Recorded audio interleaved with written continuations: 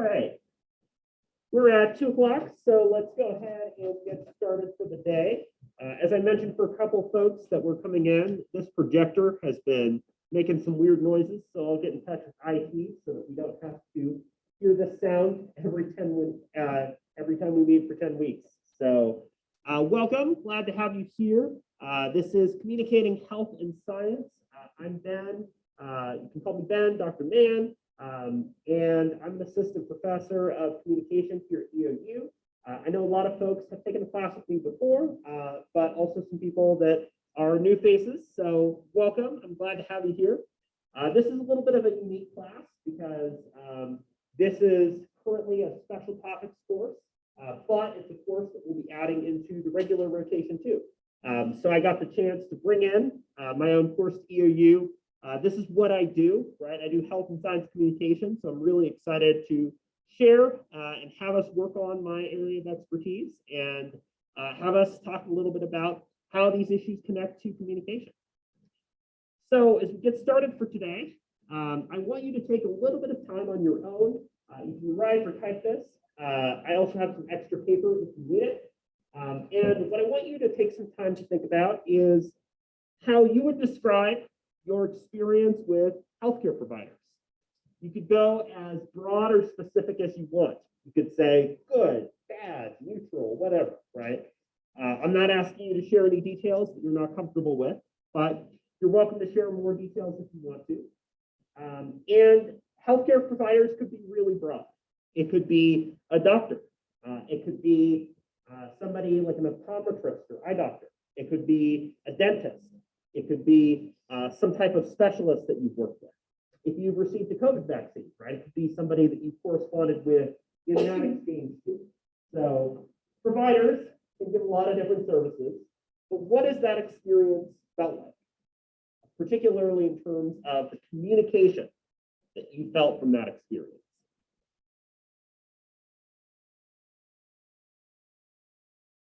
To give you one example, a couple months ago, I was involved in a car accident. I was uninjured, but I essentially spent about 40 minutes sitting like with my back down on a cot, waiting for the doctor to come in. They were super busy and backlogged. When they came in, they like did a super fast examination for 5 minutes and said, all right, you're good, bye, right? It was very abrupt and short relative to the amount of time that I spent waiting.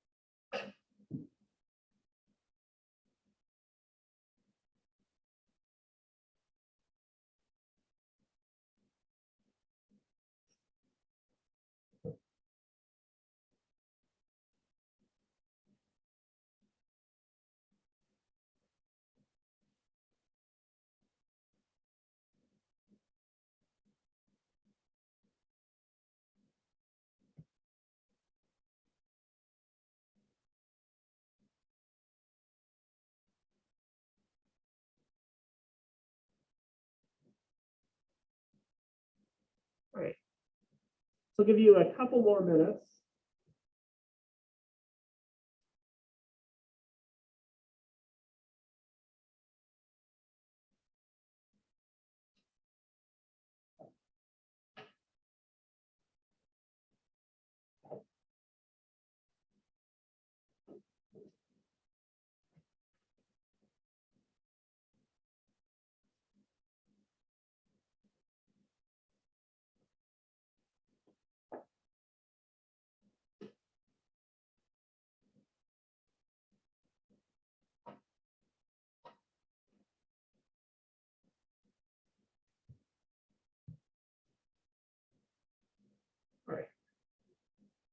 So hang on to this. We'll get back to that in just a minute. But I wanted to do this as a chance for us to brainstorm and to talk about what health and science communication mean and look like, right? Because chances are that what you shared and thought about probably not amazing, right? There are a lot of situations where we find that our experience with healthcare professionals or being involved in that field is just not something that goes the way that we want it, whether it's short, abrupt, angry, or just doesn't feel like it's addressing the health issues that we might have. So what I want to do today is give us the chance to get to know each other. We're a small group, going to be around 10 to 12 people in the course. So we'll have a lot of chances to work together and get to know each other a little bit better. I want to give a little bit of an introduction of what to expect from the course, topics and ideas that we'll be going over the course of the class. And then I know syllabus day is not the most fun thing, but I am a very organized and routine oriented person, and I like to be as clear as possible for you about what you should expect and look for in this course as well. So let's take some time to introduce each other to the class. What I'd like you to do is share your preferred name. Again, I know that many of you are returning with me, but it'd be great to get to know everybody in the class.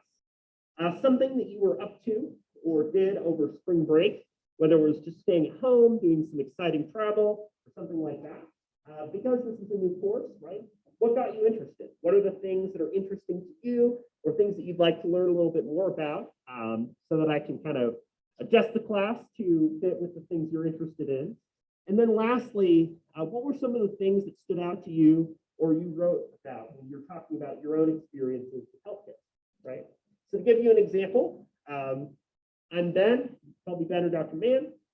Over spring break, I celebrated my 30th birthday and visited family in Hood River. Did a bunch of hiking, outdoorsy stuff in the gorge, had a lot of fun, and got back yesterday. I'm really interested in teaching this course because I think health and science are crucial, important issues, things that we don't necessarily talk about, and something that I saw as a gap in communication studies and in our program that we could bring to the table. And I mentioned an example of healthcare being kind of short, kind of abrupt, not the best experience in the world. Let's start again in the front here with Angelin. My name is Angelin, and over spring break, I went back home to Hawaii and just hung out with my family. And I'm currently majoring in health and professionals and minoring in communication. So this class kind of brings these two topics together, which is why I'm taking it. And for my experience with healthcare overall, it's been pretty great. My healthcare providers communicated with me in a professional manner and provided me with clarification when I needed it, but I did have an experience where I was talking with a now healthcare provider and he just did not understand me. Yeah. My situation. Yeah, thanks for sharing, right? We'll be talking later in the class about issues of culture, gender, and all of that, right? Because there are a lot of folks, for a lot of different intersections of identity who talk about just this experience, whether it's through gender, race, and so on, where it's a doctor just doesn't get it or doesn't understand or isn't listening, right? And it's led to issues of health disparities too. So that'll be a thing we'll be touching on. So thank you for introducing yourself in one of my classes for the fourth or fifth time. Glad to have you back. So let's keep on going down to the second row here. My name is Fatima, and my base program faculty with my brothers. Mm-hmm. And I'm interested in this course, especially studying to be in pre-nursing with my communication, which this comes with the second job shadowing nurses in the ER to the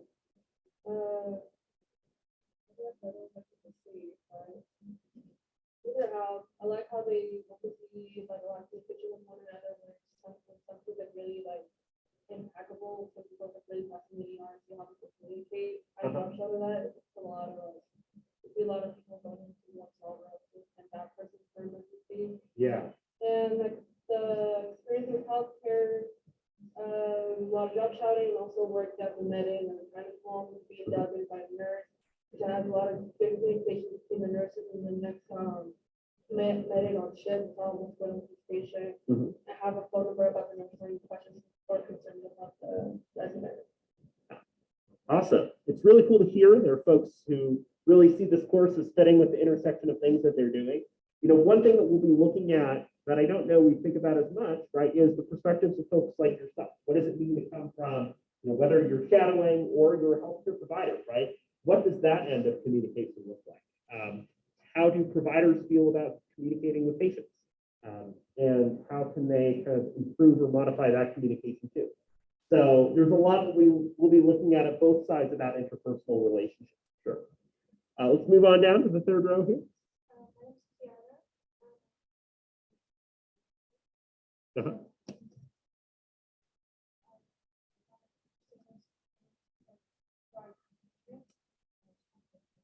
Uh-huh. Okay. Sure, sure. So, and I realized I had better communications. So, Sure. So I started communication thing, but I'm still super into my healthcare.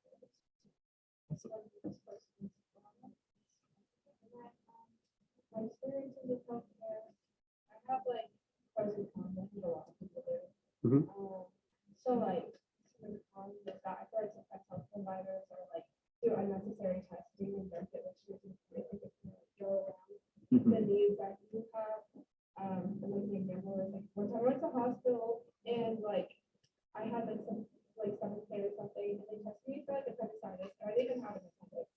So it was like crazy for that. Wow. Yeah. Okay, that's cool. But yeah. And then but I've also had really, really good ones, which kind of make up for a lot of bad healthcare experiences. Yeah. And I've been to like super friendly providers, that was my concern. And I think more than that, it's just like I think it's nice when a healthcare provider actually as a person. Yeah. And kind of just get straight to like your needs that are tailored to you. And they kind of just treat you more as an individual and not a list of symptoms.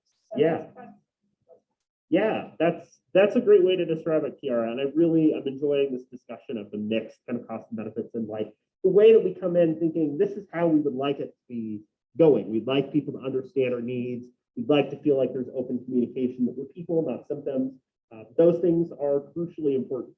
We'll be looking at some of the organizational relationships, like, you know, there's been a lot of burnout and challenges, of course, with COVID that have impacted health providers and some of the ways that organizational structural issue can impact us too.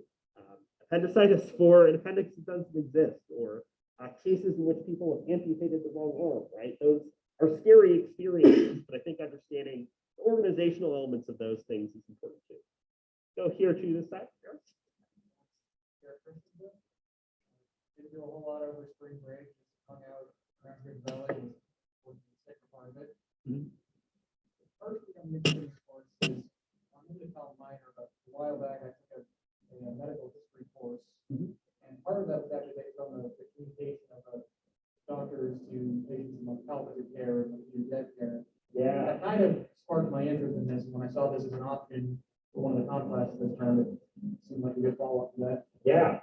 And I don't know if their experience is generally good, but there's always an odd sense of intimidation to it. Mhm. Like my eye doctor, for example, since I probably visit him most. Sure.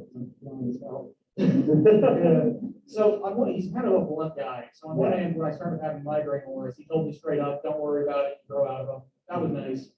But apparently at the same time, I guess like my ocular nerves are slightly, like not deformed, but just oddly shaped. And every time I visited, he goes on and on about how weird this is and how it's might fix some greater problems. But he'll cap it off like, okay, but as long as you're not experiencing problems, you're fine. Just after about a whole rant saying about how this might be. Anyway. Yeah, we talked about this last time. Yeah, but you know, a lot of patients and all that stuff too. That's a good example, right? I know that in the past we had a course called Communication at the End of Life. The person who taught that no longer here at EOU, but you know, there's a lot that sounds like crisscrosses with some of the interesting courses you've taken and some of your areas too. So thanks for sharing that experience, and glad to have you back. Let's move on back here to this side. Hi. My name is Kane. Kane. Sure. I was actually looking into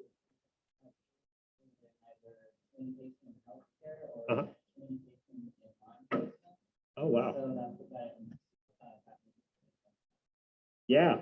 And my past experiences in healthcare generally have been pretty great.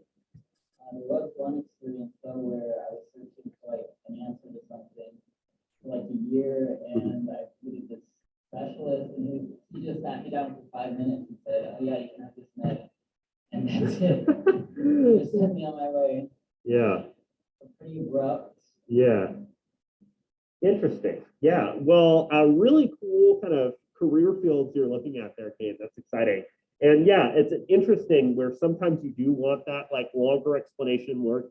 And sometimes like you do know what you need if it's something like medication and you want it to be kind of brief like that, especially if you're following up with the same person for prescriptions. So some interesting kind of contrasting examples there for sure.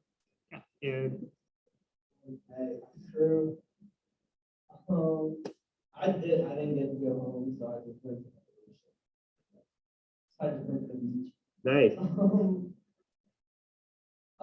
kind of just need the credit and I like the class, so Sure. I went to again.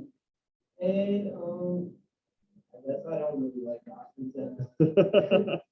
But last time like I ran into one, I got in a car crash and like, they kind of made me go. Mhm. And they just gave me daily literature, and I didn't even use it, and I got like $1,000 bill. So, I'm like, this is stupid. Yeah, Yeah. I kind of had to use it, though. Sure. Sure. Whereabouts around the ocean did you go? Cameron Beach. Yeah. Yeah. One of my favorite spots. I was out around Ecola over the past week. So yeah, and I think you bring up some good points here too, right? That sometimes we're not excited about encountering a doctor or person in healthcare. My dad was that way. He like hated going to the doctor and had an awful experience with that, right? But there's a range of experiences that we can have and how we feel about that. Oftentimes it feels like a thing we have to do, thing we're missing work or other things for, and that can be something that makes us not as excited going in. So there's a lot to consider, right? So glad to have you back and glad to hear you share a little bit. Let's go over here to this side.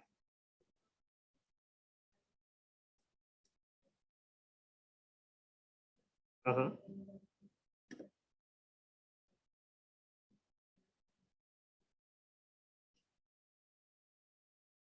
Yeah.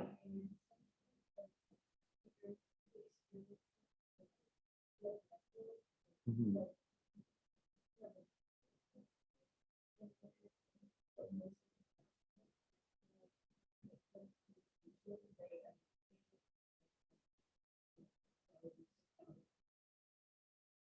Yeah, yeah, that's a challenging thing, right, Emily? Like to what degree are things open-ended? To what degree is care like patient-centric?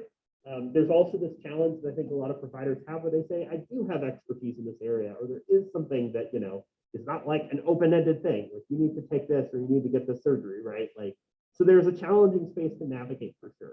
A lot of factors to consider. Again, super exciting to hear folks that are either just interested and want to learn more about this kind of class or, this professional track or field that lines up with this one too.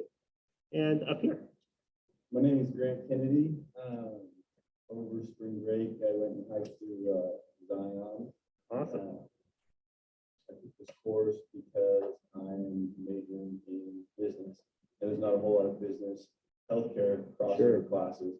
And I want to work in business administration. Yeah. One day. And, my experience with healthcare has been fairly positive. I've been fairly healthy though, so I haven't had a lot of experience with them besides just the regular stuff.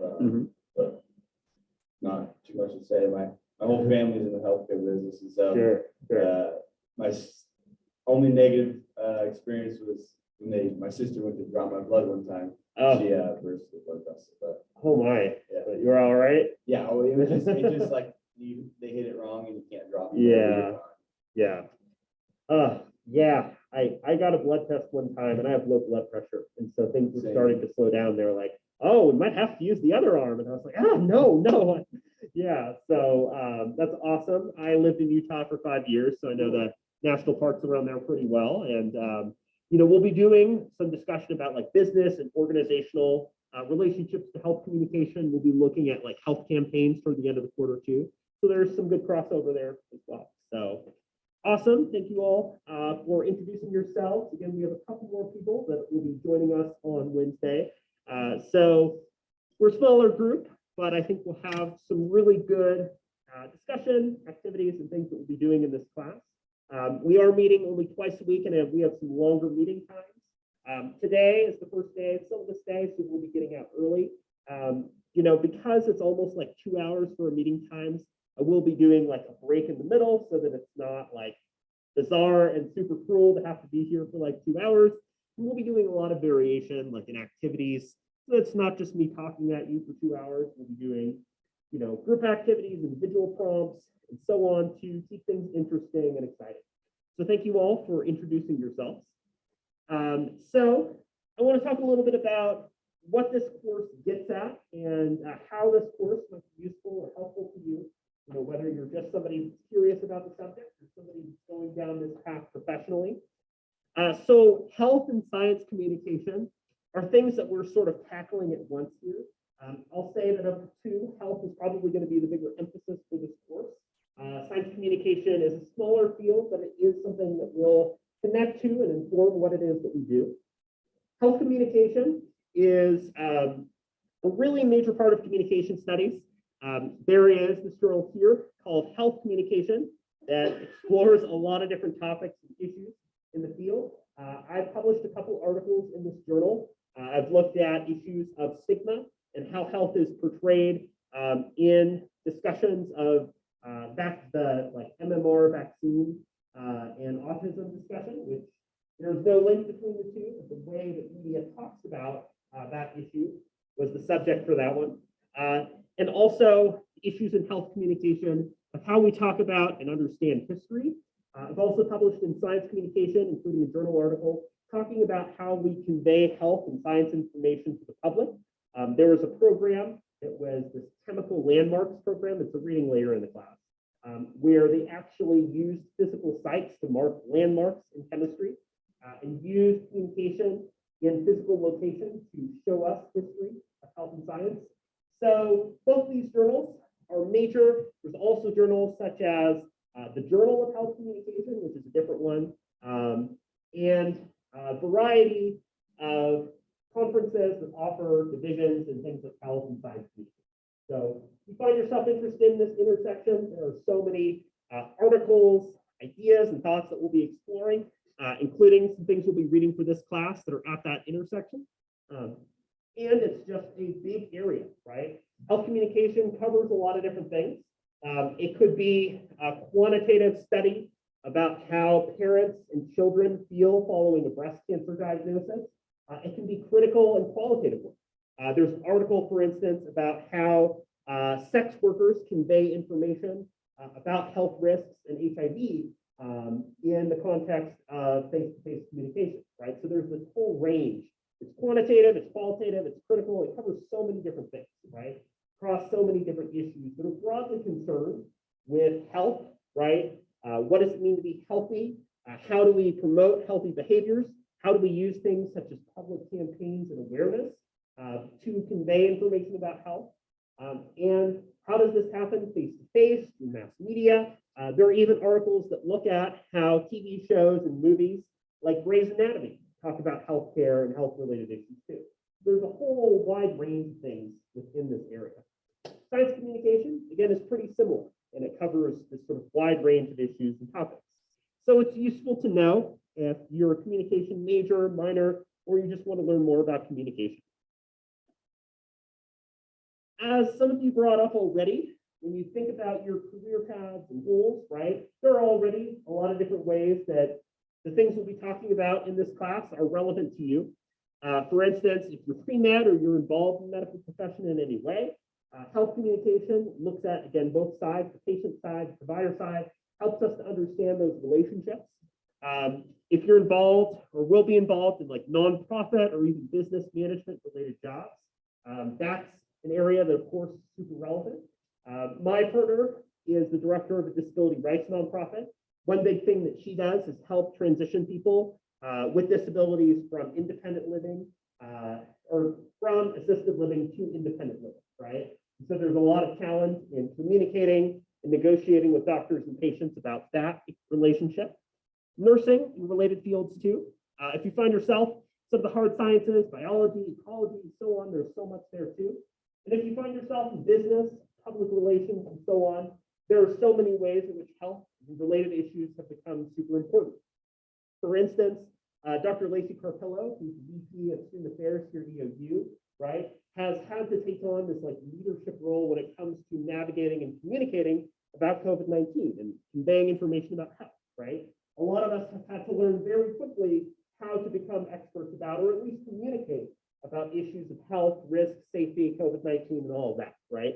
Terms like flatten the curve, which sounds like it was said like 10 years ago, or social distancing or all of that are terms that we have suddenly had to use. Vaccines, discussion of vaccines, vaccine hesitancy, so on, are just terms that we found ourselves having to incorporate in life all the time. So whether we're going in a field or not that's related to health and science, COVID has made it relevant to whatever it is that we do, right? So COVID has obviously been a huge issue and topic that we'll be talking about in this class from a health and communication perspective, right? The way that we've talked about or used public relations to talk about COVID-19, policies that we've done and so on. But there's a lot of others too, some historical examples, right? HIV/AIDS and public campaigns that have been attempting to convey the risks and reduce stigma. Zika virus was another case. Global health crises and other issues that have happened throughout history and current challenges, right, that we continue to face related to cancer, this question of pandemic to endemic, and so many other issues that impact us too, right? I would say, just so that you know where I'm coming from, right? I'm not a medical doctor. I am a communication person. I came in with PhD in communication. So I approach this not from an expert medical perspective, but from somebody who has done scholarship and work in communication to understand and relate to health issues, right? So I like to add that caveat just because I do not come from like a medical professional perspective, but somebody who relates it to communication issues. And then also, right, this class will help us place things in context. How might we improve our health communication? If you're a provider, how can you have a good relationship with the patient? If you're going in a nursing or medical field, how can you make your own encounter where you feel like you're not being understood or thought about very well more meaningful? How do we communicate about health and sciences, right? There's a good chance you've had some type of correspondence or relationship with somebody that you know where you disagree on a lot of different things like COVID-19 related issues. We've definitely seen this increased wedge in how we talk about issues of health, science, and so on, although we've certainly seen that happen historically too, with a lot of the ways other health and science related issues are talked about, right? Vaccine discussion and opposition to vaccines is not new to COVID-19. Discussion surrounding theories, right? Science and health related theories, for instance, relativity, evolution, and so on, of course, have had controversy as well. So it's important for us to think about the fact that health and science are in this relationship to complex social and political issues. As a disclaimer, right, my goal in this class is not to convince you to adopt a viewpoint or perspective on health and science issues. That's not my job, right? My job is to give you the information that helps you to make an independent decision. So, just as we get into some of the social and political implications, health and science issues, that's the perspective that I come in, right? So that'll be some of the things that we go over in this class. I think it's relevant and timely, but it's always to some extent timely to talk about these controversies and challenges. So some of the things that we'll be looking at in this class, right? Pictured here is an example of HIV/AIDS campaign. Be a man who is not afraid to know his HIV status. There's so much to unpack here from that book, right? The way that it makes this sort of appeal to masculinity, that to be a man, right, or to be brave means to disclose HIV positive status. There's a lot to analyze and unpack there. There is the idea of fear surrounding disclosure of HIV/AIDS, right? Historically, in the United States, HIV/AIDS has been heavily stigmatized, been treated as positive, you don't give it to me, right? But there's also been technology changes, including PrEP, which has emerged in a preventative capacity to help people who are sexually active or might be at risk of contracting HIV/AIDS to, if they're a good candidate, be much less likely to contract it, right? And its portrayal of what appears to be a Black man in this ad campaign, perhaps highlighting some of the disproportionate impacts or disparities that HIV/AIDS might have to the African-American community. So there is so much, like just looking at this campaign, that we could start to unpack and pick apart. And that's an example of some of the things that we'll be looking at in this class. Whether you're making your own health campaign, as we'll be looking into, or analyzing one, there's a lot that we can look into. Patient-provider relationships, right? How do we talk and do that interpersonal communication, one-on-one communication between a provider and providee? We'll be talking about a lot of issues related to culture, health, disability, and so many other aspects of identity, how culture plays into the equation, how, for instance, issues of gender surrounding things like reproductive health come into play, and how health issues oftentimes leave people feeling like they fall through the cracks, right? My perspective, I do a lot of work in disability studies, right? And there are a lot of folks for whom disability is a core part of identity and experience. For instance, for many deaf communities, if you think about Coda, which just won Best Oscar last night, right? That's a film that portrays deaf actors who are playing deaf characters, right? That's a pretty huge evolution and representation where disability has historically been non-disabled people playing disabled parts. So there's been a lot of advancement and discussion about issues related to deaf communities. Some who might or might not consider themselves disabled. Some who say, I'd love to have cochlear implants that might help with hearing. Others who say deafness is a part of my culture and a part of who I am, and I don't want those implants, right? So we have to think about health from a lot of different angles. It's not always from a medical or biomedical approach that says there's an ideal body or way to be, because culture, identity, including this idea of disability as identity, as we'll talk about later in the class, comes into play as well. And then public communication, right? Mass communication, the use of things like the internet, awareness campaigns, advertisements, and so on. We've all seen those really long commercials where they're advertising some type of medicine or something, and they start listing out like a monotone voice, some like really concerning side effects.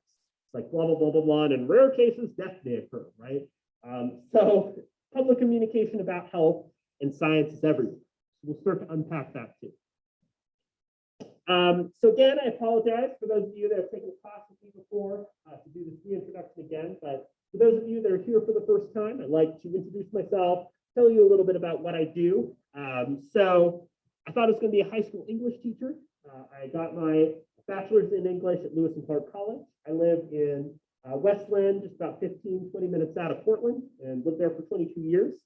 But over the course of that time, I fell in love with speech and debate, really enjoyed doing that, enjoyed public speaking and communication and those related issues. And then I kind of followed that along and went down the communication route. Got my master's in communication at University of the Pacific in Stockton, California, where I started to look at media representation of health and identity. And then spent 5 years living in Salt Lake City, Utah, where I completed a PhD in communication. And my dissertation and work looked at how folks who are both LGBTQ+ and autistic experienced unique challenges in healthcare. For instance, feeling like healthcare providers didn't take them seriously, or focused on one aspect of themselves and not the other, or found some unique challenges in just negotiating and managing their healthcare experience. So that's an area that I have focused on a little bit. And again, I've looked at a lot of issues related to disability, activism, and communication. I do rhetoric, so persuasion, and the way that persuasive messages impact us. I look at kind of a critical and cultural approach to health communication and related issues. As I mentioned, I do work on disability and activism and competitive debate, including debate team at the University of Utah that I coached for several years. And I'm also helping to hopefully get speech and debate team started here at EOU starting this next year. So just a fun thing on the horizon. This is my dog Sylvie. She is 3 today. It's her 3rd birthday. She's a silver Labrador retriever, loves the outdoors, loves to hike, run around and be silly. As a hobby, I like to work on designing video games. I have a prototype for one I'm working on. Just a fun thing that I like to do on the side. So what I want to do now is, I know that going over the syllabus and all that stuff is not the most fun, but I do want to do a quick overview of that just so that I'm clear about how this class will work and what you should expect in the coming weeks. So let me go ahead and pull that up for you.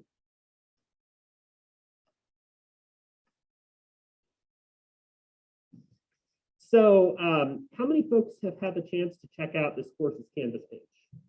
Okay, so a few of you. If you haven't already, you should have received an invite. I would recommend that you check this out once you're able. So I try to keep things really straightforward. And I post the schedule as a grid on the front page of Canvas so that you can easily access it. I show the date, the topic or issue that we talk about for that date, and then whatever is due, including any readings or other related assignments, right? One thing that I also do is I upload the slides to Canvas before class starts. That way you can access that, like if you're in the back of the room and you have a hard time reading or making sense of the text, or you miss class and you can check out the slides. So I post those before class. I'll also post the video recording right after class too. That way, if you missed class and need to catch up, you can access the recording to help with catching up too. So we have an introduction today. We'll be doing an overview of health and science communication for Wednesday's class. You'll notice that the syllabus for the course is here and also right here on the front.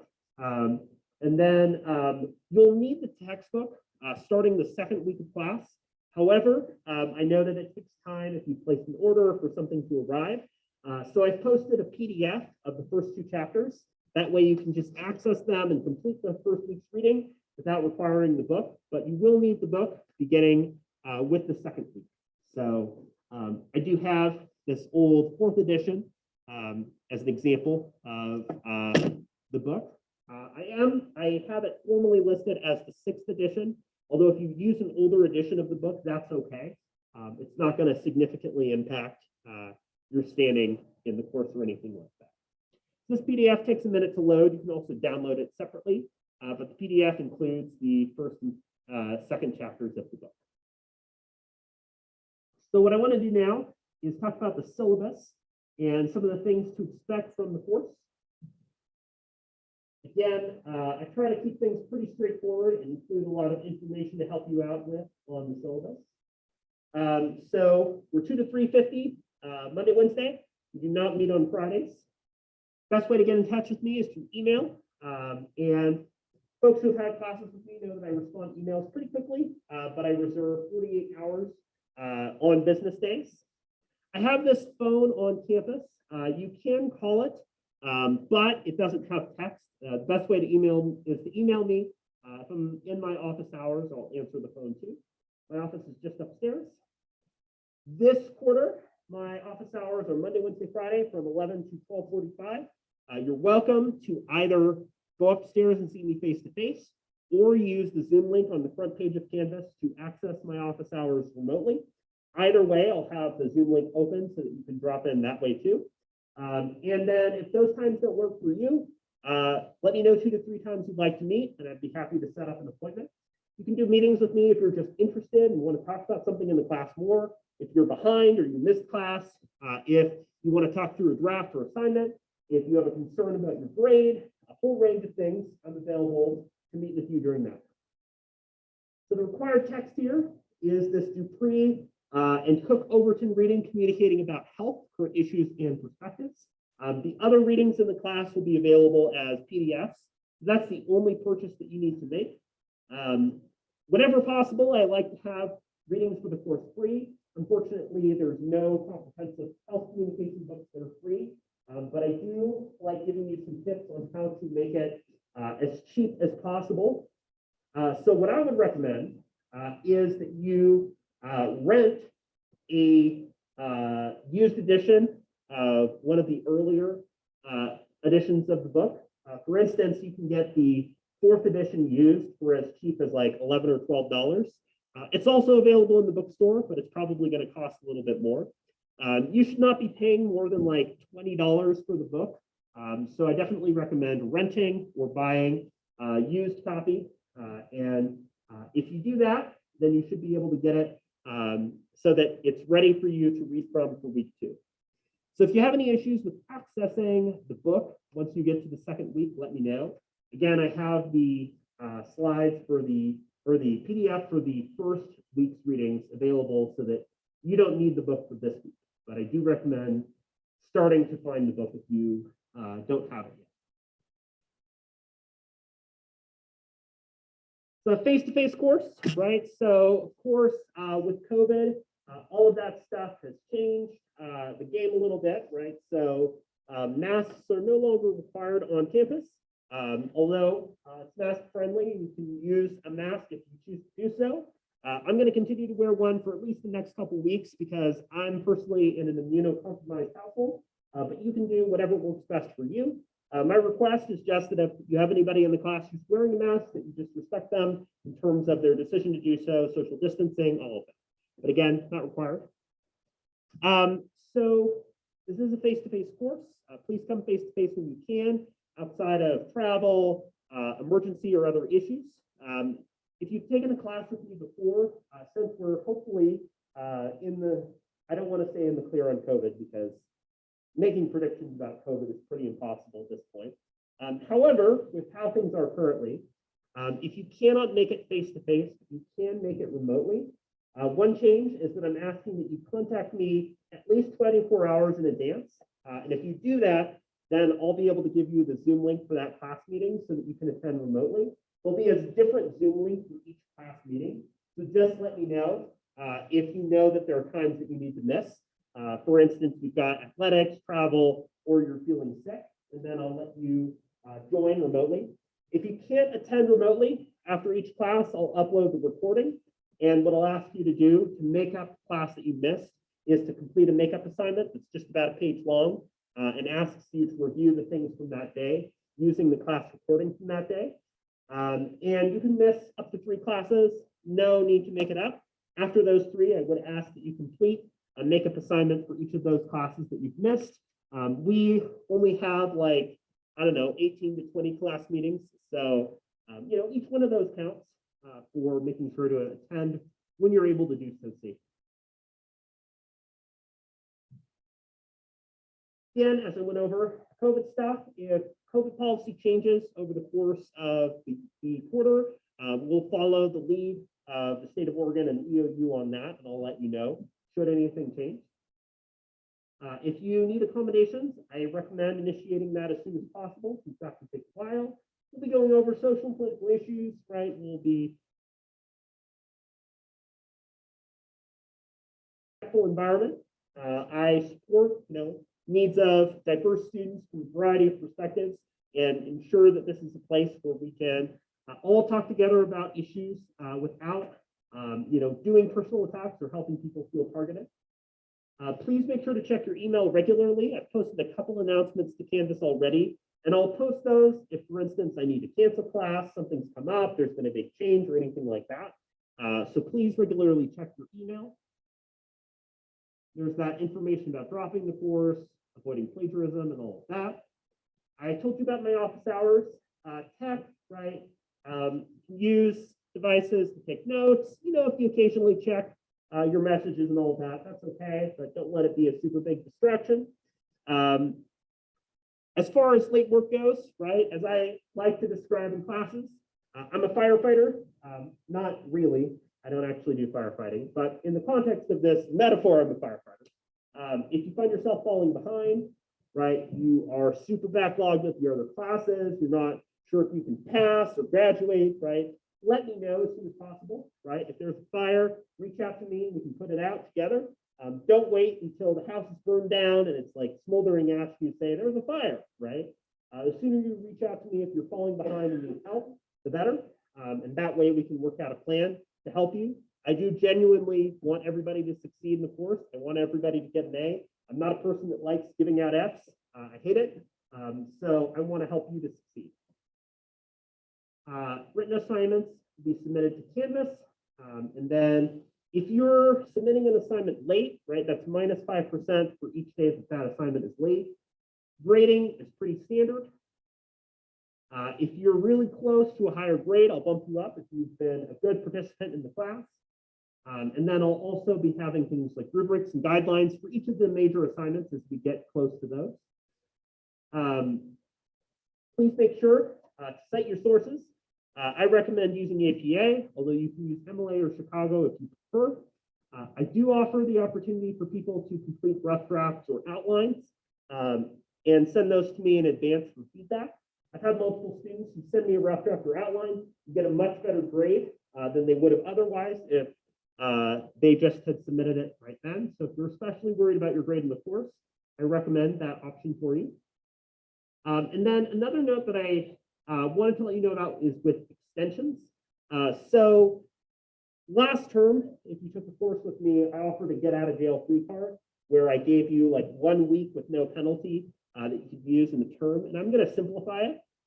So if you find that you're falling behind and need more time to complete an assignment in the course, like one of your essays or written assignment, I ask that you reach out to me, preferably a week or more in advance. And what I need is just a little bit about what the extension is about, and just to let you know when you would plan on completing that, right? I think that kind of simplifies things because we have stuff come up. And for instance, if you're looking through your calendar and you say, hey, I have 3 essays due this week, can I have 1 more week to complete the assignment? I'll be like, sure. So the ways that you can use an extension are 1, just to let me know as soon as possible, ideally a week or more, that you need an extension, and 2, to let me know how long that extension would be. Again, I try to be pretty reasonable about all of that stuff. If you let me know what you need, I can do that to support you in the class. Again, especially knowing that in the spring term, there's a lot of stuff that comes up. Each week, we'll have a quiz. The quiz will go over readings and material from the week. It's open note and open book. I'll be posting this week's quiz shortly after class. The way that I do quizzes is just on Canvas, right? So it won't be in class or a pop quiz or anything like that.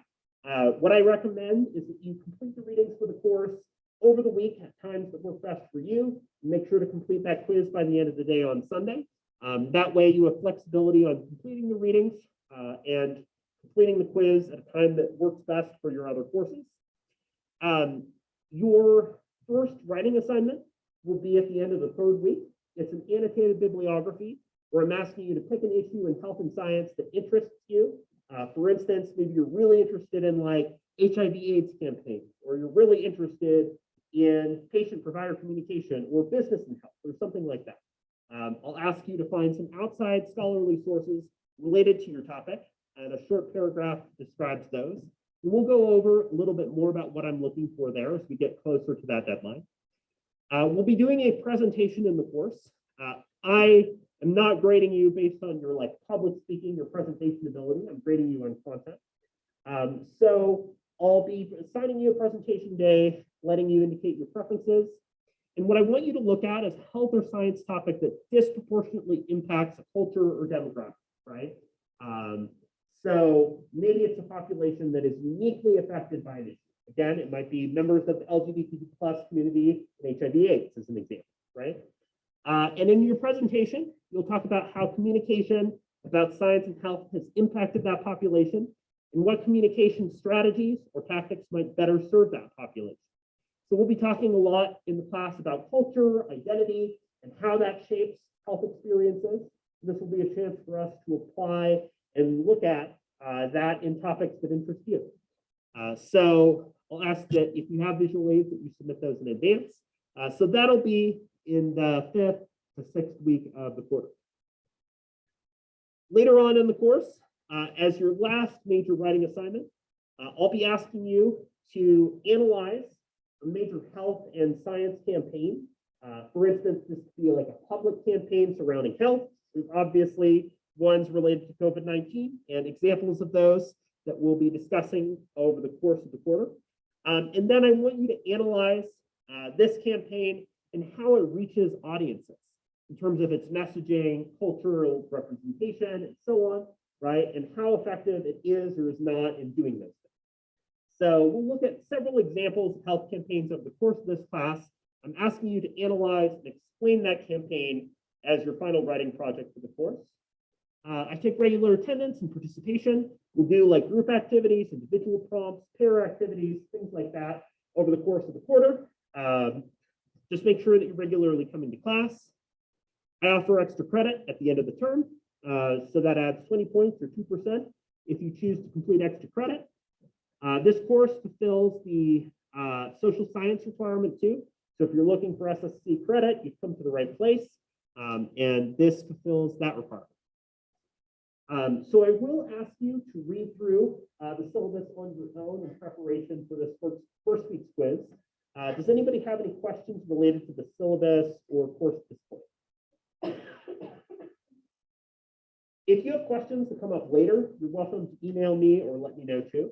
The last major thing that I want to do is just to do a quick overview of the schedule so that you know what to expect week to week. Again, I'll be posting this first quiz shortly after class. We'll be doing this kind of overview of health and science communication. What are they? What are they about? Next week is about patient-caregiver relations, right? We're looking at that relationship. What does it mean to be a patient seeking care or caregiver that's providing that care and how that communication pattern works? We'll then look at culture and race. That's also the week that we'll be doing that annotated bibliography. We'll look at health and science communication online, right? How many folks have had like an online or like telehealth style appointment? No? Okay, interesting. So I think a lot of those have moved more face-to-face, but there are a lot of situations where we might have to provide healthcare or something like that online, right? So that'll be important for us to look at. We'll look at public health communication, public campaigns, and so on. And then in week 6 will be the presentations on health disparities. In week 7, we'll look at the issue of policy, including public policy efforts surrounding science and health. We'll look at health and science campaigns to help you for your analysis essay. We'll look at issues of gender in health and science. And then in the last week, we'll be looking at health, science, and disability and using that to wrap up the course. We do not meet for the final exam because frankly, a lot of you will be gone by that point for the end of the spring term.